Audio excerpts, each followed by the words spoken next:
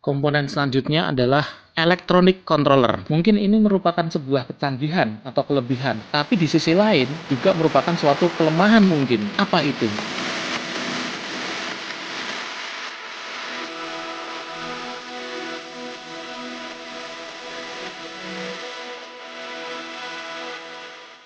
Halo, salam go green. Jumpa lagi di channel Bogi Power. Dalam kesempatan kali ini kita mau mengulas sebuah skuter listrik yang sudah BLDC. Boleh dibilang ini produk dari Ninebot. Serinya ada. Jika teman-teman sudah pernah lihat di video-video YouTube dari channel teman-teman yang lain, itu sudah banyak yang mengulas tentang skuter yang unik ini. Nah, seperti biasa di channel Bogi Power kita lebih menitik beratkan mengulas pembahasan mengenai elektrikalnya, elektronik kontrol, dan fitur-fitur secara elektronik pada unit kendaraan listrik.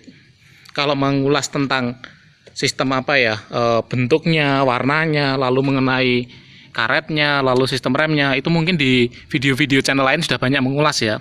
Tapi kalau bedah dalamnya, ini kontrolernya pakai apa, baterainya pakai apa, lalu sistem handle gasnya, lalu sistem-sistem yang lainnya bagaimana.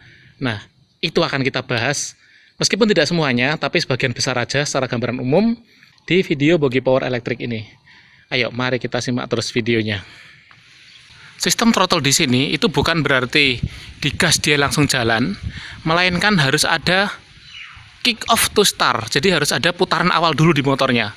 Motor berputar dulu, baru dia bisa jalan. Nah, di sini coba kita bantu putar pakai tangan dulu. Nah, baru dia bisa berjalan.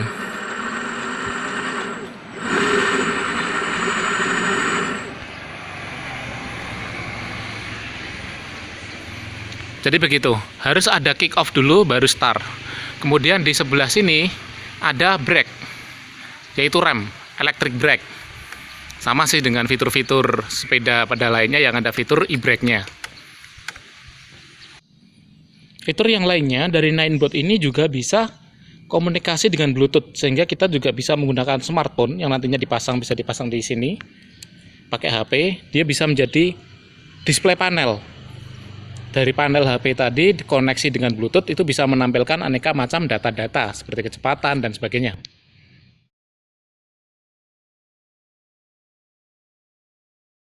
Buat teman-teman yang belum subscribe, silahkan bisa klik subscribe dan nyalakan lonceng notifikasinya agar tidak ketinggalan video-video menarik dari Bogi Power Electric.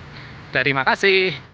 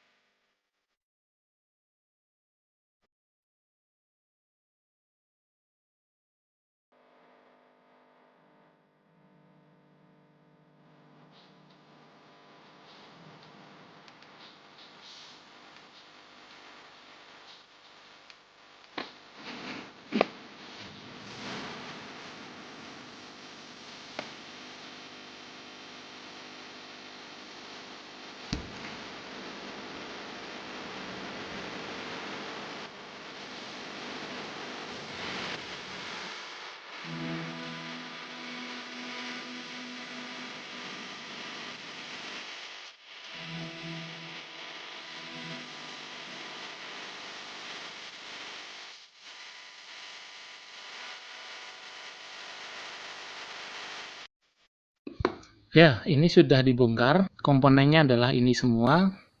Di sini kita mau perkenalkan komponennya satu persatu. Ini adalah motor dinamo. Pada kabel motor ini seperti biasa ya, ada kabel fase dan juga ada kabel hall sensor. Sementara kalau kabel yang kecil ini dia terhubung ke belakang, ke lampu rem.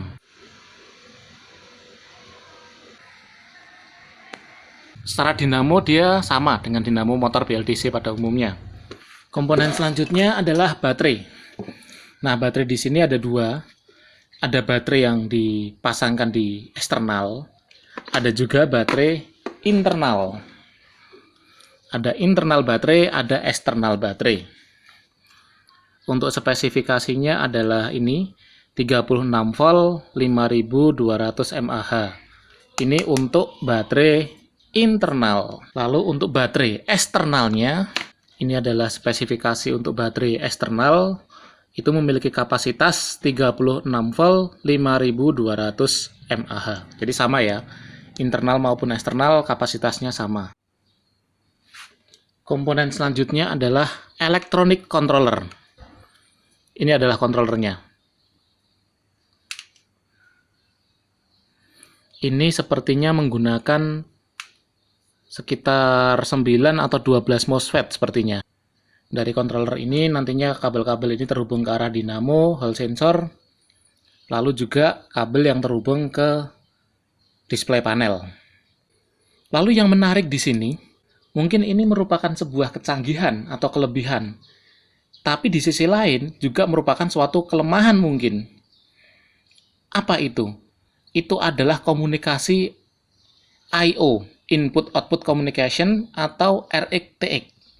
Semua komponen-komponen di sini, baik dari controller, baterai, dan juga dashboard panel di sini, ini semuanya menggunakan komunikasi I/O, Input Output, RX-TX.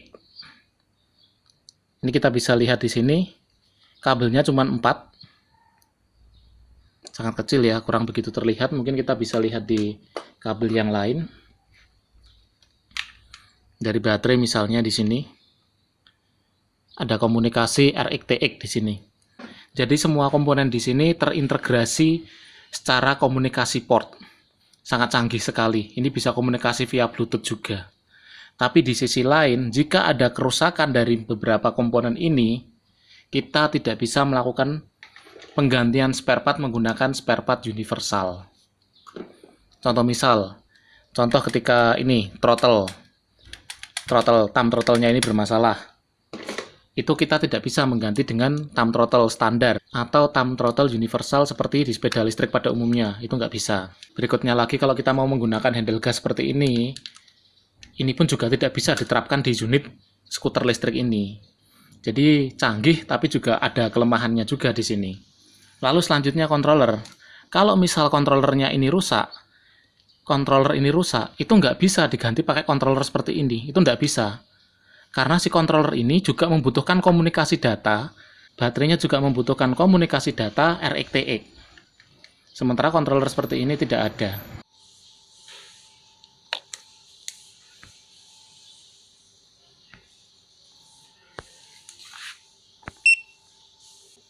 Pada baterai juga terdapat komunikasi I/O RX-TX.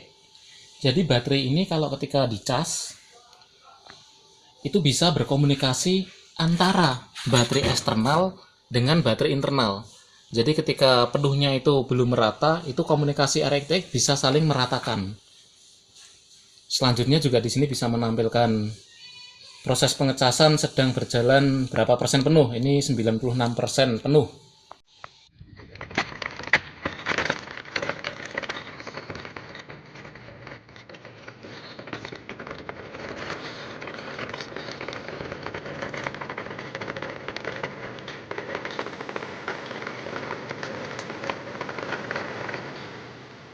Lalu produk ini juga cocok dan juga unik untuk rentalan. Banyak teman-teman yang memiliki niatan dari berbagai kota, itu skuter ini dijadikan rentalan-rentalan di beberapa tempat wisata atau tempat-tempat wahana. saran dari kami, jika memiliki rentalan seperti ini, maka disarankan punya mekanik pribadi atau punya rekan mekanik.